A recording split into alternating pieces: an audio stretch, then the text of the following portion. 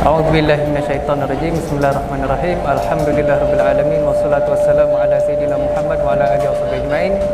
Alhamdulillah, hari ini merupakan hari pertama lah Pesta Buku Antarabangsa Kuala Lumpur yang pada tahun 2023. Hari ini di hari yang mulia, hari Jumaat, kita bersama dengan salah seorang penulis bagi buku kita, iaitu Dr. Muhammad Effendi Muhammad Syafri.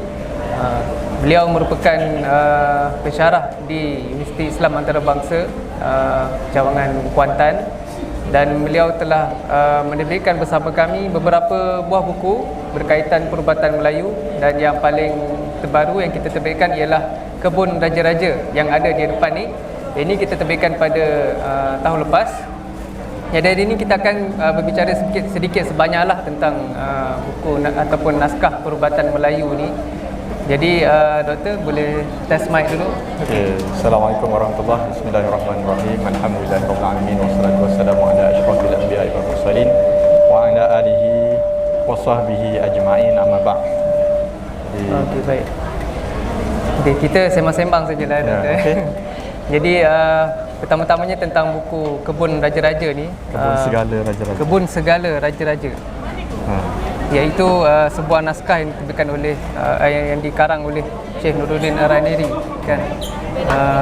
Mungkin doktor boleh ceritakan sedikit sebanyak latar belakang tentang naskah perubatan Melayu secara umumnya. Okey. Ini sebagai salah satu korpusnya itulah. Okey. Terima kasih banyak kepada Akademi Jawi kerana menjemput saya untuk berwacana sedikitlah tentang manuskrip perubatan Melayu amnya dan buku ni khasnya. Sebenarnya Akademi Jawi selalu meminta saya bercerita tentang terbitan mereka di PBA KL. Cuma alhamdulillah tahun ni baru kita mempunyai peluang dan kesempatan untuk melakukan perkara ni. Jadi orang Melayu ni memang banyak khazanah. Bukan sekadar khazanah budaya yang kita nampak, kesenian dan sebagainya, tapi dia juga mempunyai khazanah berbentuk tulisan, berbentuk tulisan. Jadi khazanah berbentuk tulisan ni sama juga seperti khazanah kesenian yang tidak bertulis tu. Dia merupakan satu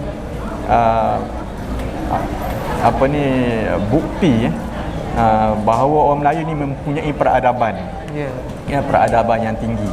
Jadi apabila ada peradaban yang tinggi itu, mereka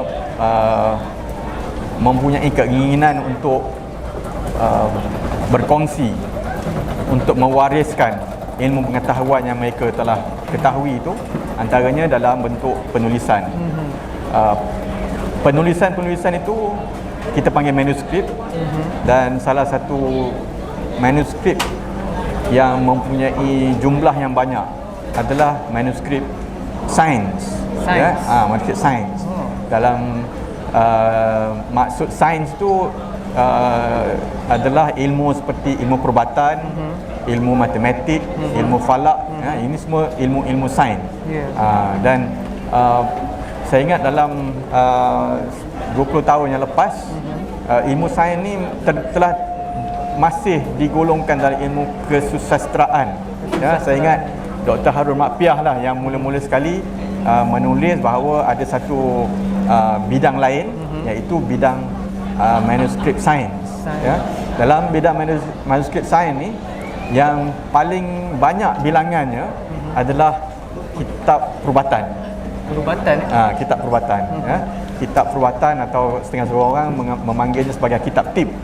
Tak kisahlah, kitab perubatan, kitab tip, manuskrip perubatan, benda yang sama, iaitu dokumen yang bertulis mengenai ilmu perubatan Melayu. Jadi saya ingat beratuslah saya telah melawat banyak tempat di Indonesia, Palembang, Jakarta, Pontianak, Riau dan Aceh. Kemudian di Malaysia, Brunei, dalam insya-Allah adalah dalam 400 buah. Title ke jumlah naskah. Bilangan naskah. Dan kita tengok kebanyakan daripada naskah-naskah ini juga adalah naskah-naskah yang unik. Dia tak macam setengah-setengah kitab yang lain, dia ada banyak salinan, ya. Tapi kebanyakan kitab perubatan Melayu ni dia satu-satunya, setiap satu tu setiap satunya satu-satunya. Macam tu. Dia adalah merupakan yang ditulis oleh pengamal perubatan Melayu zaman lampau tu. Itulah, jadi mengkaji manuskrip perubatan Melayu ni bukan sesuatu perkara yang pada saya pelik lah untuk diri saya. Walaupun orang lain mungkin merasa pelik, saya merasakannya satu perkara yang organik dalam karier saya. Sebab saya di bidang sains kesihatan, mengkaji manuskrip sains kesihatan orang Melayu. Jadi sebenarnya tidak ada masalah ataupun kontra di situ. Itulah dia. Jadi tadi doktor sebut antara jumlah terbanyak naskah manuskrip Melayu ni bidang perubatan. Kenapa ya agak-agaknya? Kenapa bidang ni sangat diminati? Ataupun bidang sebab naskah-naskah ni banyak sebat ke? Kalau nak kata naskah Melayu ni kekal kan, sebenarnya naskah alam Melayu ni tak banyak yang berumur tua. Kan? Naskah alam Melayu ni yang berumur dari abad 1600 sangat sedikit sebenarnya. Kerana cuaca kita yang tidak tidak ramah kepada manuskrip, ya, dia senang rosak kerana cuaca kita. Kemudian serangga-serangga yang memakan buku pun banyak, ya. Jadi itu semua merosakkan. Yang kita tengok dalam manuskrip perubatan sendiri, naskah itu sendiri yang paling tua mungkin adalah naskah Sari Segala Ubat. Sari Ubat yang pernah kita terbitkan, ya. Iaitu daripada Pontianak, bertarikh 1813. Mungkin juga dia lebih awal, tapi dia adalah salinan dari sebuah naskah. Salinan itu dibuat pada tahun 1813. Yang kitab yang kita ada ni, Kebun Segala Raja-Raja ni, daripada kitab Bustanul Salatin, ditulis pada pertengahan abad 17, 1600-an. Ini sebenarnya adalah naskah perubatan dalam bahasa Melayu yang tertua kita tahu dari segi usia. Tapi naskahnya tu mungkin salinan yang lebih muda lah. Tapi yang lebih tua sebenarnya ini. Ya. Jadi kenapa naskah ini bilangannya banyak? Ya, mungkin kerana keperluan itu tinggi. Keperluan itu tinggi.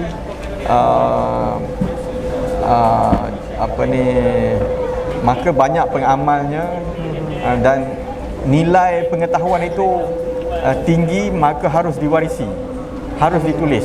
Ya? Kalau kita tengok naskah agama sendiri, kalau sesuatu kitab agama tu, kalau hadis dia tetap sama isinya, takkan lari, ya. Tapi kitab perubatan ni setiap satu sangat berbeza, bervariasi, ya. Kalau formulasi perbuatannya tu, satu naskah ini tidak sama dalam naskah yang lain. Maka ia adalah dokumentasi peribadi setiap pengamal perubatan itu. Jadi nilainya sangat tinggi, ya. Kerana mereka untuk mendapatkan satu-satu formulasi, membuat kesimpulan bahawa satu-satu formulasi itu mungkin sesuai digunakan, biasanya akan melalui proses uji kaji, salah betul, ya, cuba-cuba yang banyak mungkin salah sebelum dia dapat formulasi akhir, ya. Jadi bila dia dah dapat tu, tentulah dia tak nak ilmu tu hilang.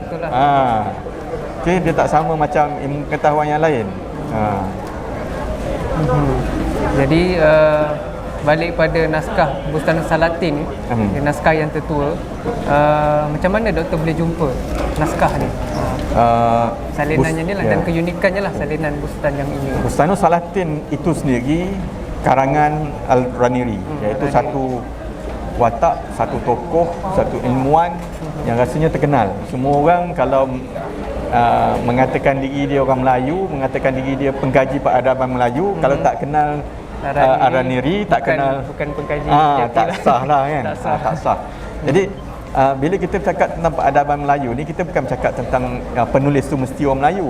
Bustanus Araniri sendiri bukan orang Melayu, ya. Tapi sebab kita bercakap tentang peradaban Melayu, maka bila peradaban Melayu tu, siapa yang menyumbang ke arah pembinaan peradaban Melayu tu, maka kita terima dia sebagai dalam ruang lingkup peradaban Melayu. Jadi kitab-kitab Araniri semua dikira sebagai kitab-kitab Melayu, ya. Walaupun mungkin ada setengahnya adalah saduran ataupun terjemahan dari karangan yang lain, tapi semua yang ditulis oleh Araniri itu kita tahu kebanyakannya untuk orang Melayu, untuk menjawab permasalahan Melayu, ya. Untuk orang Melayu lah. Bustanus Salatin hanyalah salah sebuah daripada berpuluh karangan Araniri. Dan Bustanus Salatin ini diminta oleh Sultanah Aceh ketika itu untuk ditulis, ya. Dan kalau kita tengok Bustanus Salatin ini, dia ada 7 bab yang besar. 7 bab yang besar. Saya pernah melihat naskah Bustanus Salatin lengkap. Ada 7 dalam satu jilid. Sangat tebal, macam ni tebal dia. Dekat mana tu? Yang saya tengok tu di Aceh. Di Aceh. Dalam dunia ni, tak silap saya, mungkin ada satu lagi di London. Memang susah untuk mendapat Bustanus Salatin dalam satu jilid yang lengkap. Memang susah. Kebanyakan naskah berkaitan dengan Bustanus Salatin kita dapati dia wujud dalam jilid-jilid yang terpisah. Bab 1 sebagai jilid dia, bab 2 jilid dia, ya. Jadi disalin oleh orang berbeza jugalah, ya, ikut bidang masing-masing. Ikut bidang, ikut kecenderungan, minat masing-masing, ya.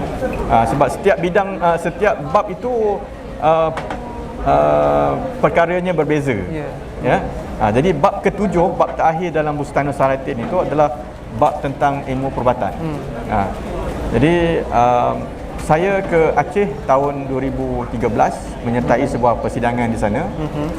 Memang saya membentang tentang sebuah kitab perubatan Melayu yang lain.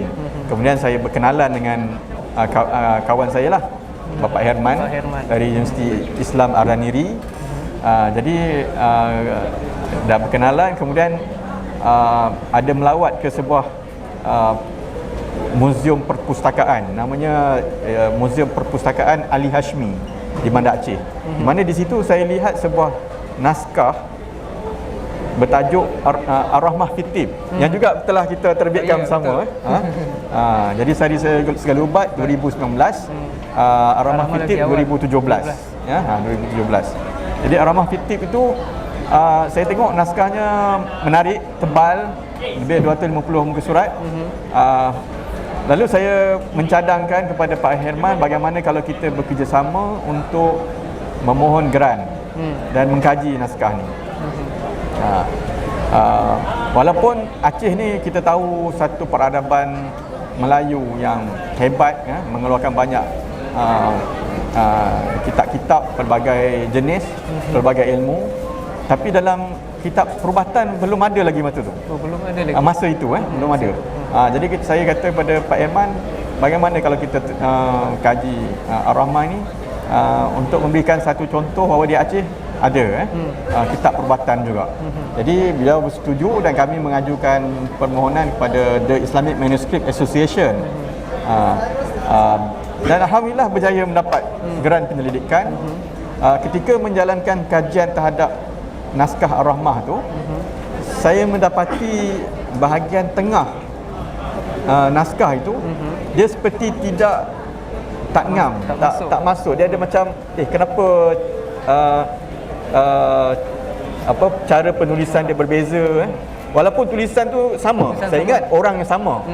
Orang yang sama yang menyalin, tapi yang tengah-tengah tu ada kejanggalan. Jadi kebetulan saya pernah membaca bab 7 Bustanus Salatin ni di tempat lain, dan masa itu terdetik pada hati saya yang naskah yang di tengah-tengah Ar-Rahmah ni macam pernah baca. Dan lepas berfikir lama-lama saya rasa Bustanus Salatin kot. Jadi saya tengok di PNM naskah Bustanus Salatin dia orang, dan sama. Jadi maka yang di Kitabur Rahmah tu memang Bustanul Salatin lah. Bab 7. Bab 7. Dan itu penemuan yang menarik kerana walaupun Bustanul Salatin ini dikarang di Aceh, ya, tapi mendapatkan naskah Bustanul Salatin itu sendiri di Aceh sangat susah. Dari Aceh sendiri? Ya, di Aceh sekarang ni kalau nak cari Bustanul Salatin sangat susah. Terutamanya bab 7. Pada ketika 2015 saya dapat geran tu 2015. Data di Aceh belum ada yang menunjukkan ada Bustanul Salatin bab 7 di Aceh. Jadi itu menggembirakan kita lah kerana naskah Aceh bab 7 tu dijumpai di Aceh. Ya. Ada perbezaan ke yang Aceh ni, yang versi Aceh ni dengan Bustanul Salatin yang jadi apabila saya membuat kajian, kami membuat kajian lah, rupanya bab 7 dalam Kitabur Rahmah itu tidak lengkap. tak lengkap. Ada bahagian akhirnya yang terpotong. Jadi sebab itu walaupun Ar-Rahmah itu sendiri diterbitkan 2017, kita tak terbitkan Bustanul Salatin. Kerana saya mempunyai perasaan yang kuat ketika itu bahawa masih ada lagi naskah Bustanul Salatin ni di mana-mana. Dan agakkan saya yang agak kuat adalah saya ingin melihatnya atau mencarinya di tempat seperti Dayah Tanah Abang. Dayah Tanah Abang ni sebuah pondok yang tua, sejarah panjang, dan mempunyai perpustakaan kuno dia sendiri, ribuan naskah di situ. Sekali lagi, sesiapa yang mengkaji peradaban Melayu, mengkaji manuskrip, mengkaji Aceh, jika tidak pernah mendengar Dayah Tanah Abang, tidak mengenal kepentingannya, belum khatam lagi. Belum cukup lagi tu gitulah nak katakan Dayah Tanah Abang ni. Jadi saya kemudian dibawa oleh Bapak Herman mengunjungi Dayah Tanah Abang. Dan di situ kami menjumpai satu lagi naskah, Bustanul Salatin, bab 7. bab 7. Yang lebih lengkap, melengkapi lah. Cuma ketika itu tidak dibenarkan untuk kita mengambil kesemuanya, mengambil gambar kesemuanya. Hanya dibenarkan melihat di bahagian yang tak ada di dalam naskah Yayasan Ali Hashmi. Begitulah kisahnya. Lalu dalam terbitan 2022 ni, sebenarnya dia adalah berdasarkan dua naskah dari Aceh. Dua naskah dari Aceh yang sebelum ini tak diketahui. Dua naskah dari Aceh, dan kita buat perbandingan, ya, naskah Ali Hashmi dan juga naskah Tanah Abang. Dan bila kita buat perbandingan, ada perbezaan, ya? Ada perbezaan. Sepintas lalu saya buat perbandingan dengan naskah-naskah yang di PNM contohnya. Naskah di PNM tu dia boleh katakan sama. Tak ada perbezaan antara satu sama lain. Semua sama, yang ada sama. di PNM tu. Dia lebih menyerupai naskah yang berada di Ali Hashmi. Tapi naskah yang di Tanah Abang tu ada perbezaan dia. Yang agak penting lah bagi saya. Contohnya ada beberapa saya ada sebut di dalam terbitan kita ni lah, di mana satu-satu bahan itu, jika dalam Ar-Rahmah disebut dia adalah panas, tingkat keberapa, maka dalam Tanah Abang juga disebut panas, tapi tingkatnya mungkin berbeza. Jadi ada perbezaan seperti itu, ya.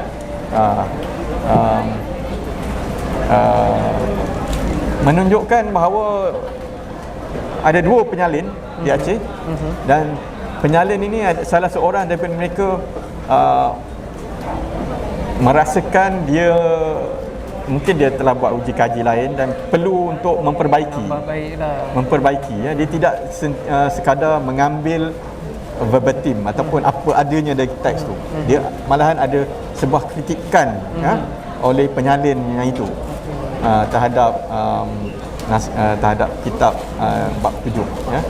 Jadi dia bukan mengubah, tapi dia kebanyakan teks itu sama, cuma poin-poin tertentu tu ditukar ya. Itu sajalah. Cuma dia tak sebutlah yang ini asalnya begini. Dia tak sebut. Penulis Melayu zaman dahulu, mereka apabila mereka menyalin, menyadu, menterjemah, mereka memang seperti mana di tempat lain juga, secara tradisi zaman dahulu, seorang tu memang dalam tradisi penulisan ni mereka dibenarkan oleh budaya untuk membuat pembetulan, penambahbaikan ya. Secara bebas ya. Tanpa perlu macam sekarang kita akan letak kaki kan. Zaman dulu mereka itu kebebasan yang diberi, dibenarkan oleh komuniti ilmuwan ketika itu. Tapi dia tidaklah memberi perbezaan yang sangat bertentangan dengan naskah yang lain kan. Dia mungkin ya. Cuma implikasinya apabila kita sebagai sebagai orang yang nak menggunakan bahan-bahan tu lah, sebagai orang yang nak menggunakan sebagai bahan perubatan, dia ada implikasi dia lah. Sekiranya darjah sesuatu ubat itu dalam naskah ni kata 4, yang ni kata 1 kan. Jadi dia memberi kita petunjuk yang berbeza. Sebab katalah darjah 4 dalam panas darjah 4 dalam perubatan tradisi adalah bermakna bahan ini sangat-sangat bahaya. Tidak boleh diguna sambil lewa. Harus kalau nak guna pun harus diguna dengan aturan tertentu. Mungkin kuantiti yang sedikit, mungkin tidak dimakan hanya untuk luaran ya. Tapi apabila dia panas darjah 1 atau 2, ini makna boleh dimakan dengan banyak, dimakan, diminum, dimakan, yang diambil secara ke dalam sistem. Jadi ada perbezaan tu sebenarnya. Jadinya untuk naskah Bustan Salatin ni berapa lama tempoh masa yang terperlukan dah untuk mengkaji? Okey, naskah tu sendiri kami selesai merumikan, saya ingat dalam setahun. Sebab bab 7 tu naskahnya jelas, tak susah nak membaca kan. Dan dia pun tidaklah begitu tebal, dan kandungan dia sebenarnya berbanding dengan kitab-kitab perubatan Melayu yang lain, kandungan dia agak mudah, simple. Dikata sebab dia tua kot. Yalah, kitab-kitab perubatan ni ditulis untuk tujuan-tujuan yang pelbagai. Untuk Araniri ni dia nampaknya adalah berbentuk lebih kepada sebuah pengenalan. Dia tidak begitu rinci ya. Yang lain, kalau kita tengok kitab perubatan Melayu yang lain, dia banyak formulasi. Bahan A, B, C, D tu diramu, bagaimana kuantiti, bagaimana nak memberikan, tapi tak ada di situ. Di dalam Bustan Salatin tak ada. Dia hanya memperkenalkan bahan, memperkenalkan prinsip-prinsip saja. Jadi 1 tahun macam tu sudah selesai lah. Yang menyebabkan dia berlanjutan beberapa tahun tu kerana kehendak kami mencari naskah lagi di Aceh. Jadi pergi ke Tanah Abir tu sebenarnya 2 kali. Oh ya. Sebab kali yang pertama pergi dah jumpa ada syarat-syarat yang diberikan oleh pemilik Tanah Abir ketika itu.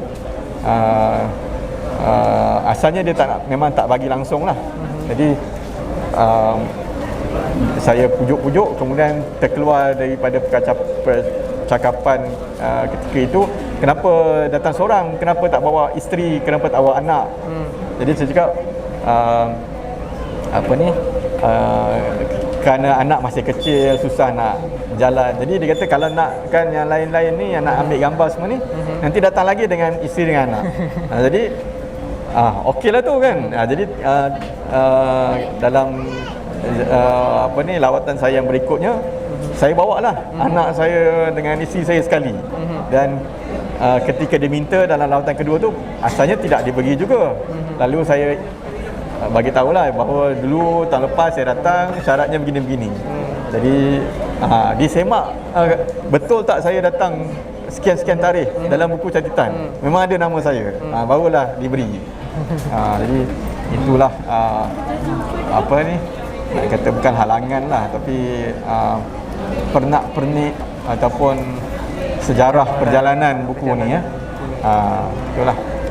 Jadi untuk para pendengar dan penonton sekalian, buku Bustanul Salatin ni kita sudah terbitkan dalam tempoh setahun.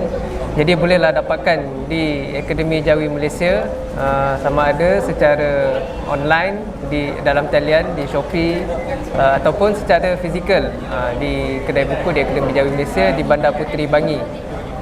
Jadi pada saya, di peringkat kami mungkin setakat ini saja dulu kita punya bual bicara buku. InsyaAllah ada masa lagi kita akan buat lagi lah sesi-sesi pendek-pendek sebegini. Jemput datang ke tempat kami dan dapatkan buku ini. Sekian sahaja daripada kami. Terima kasih kepada Dr. Effendi atas memberi sedikit sebanyak latar belakang tentang buku ini. InsyaAllah itu sahaja daripada kami. Sekian. Assalamualaikum warahmatullahi taala wabarakatuh. Ya, assalamualaikum warahmatullahi.